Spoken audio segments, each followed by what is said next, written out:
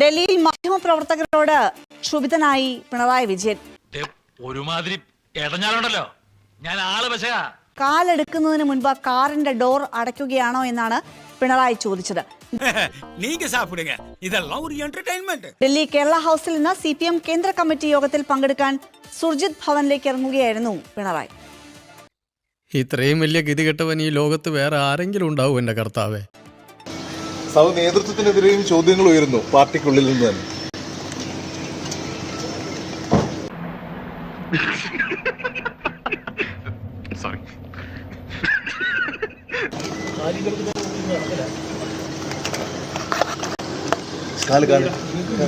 തോന്നി തനിക്ക് അങ്ങനെ തന്നെ വേണടാ മൊട്ടത്തല്ലേ.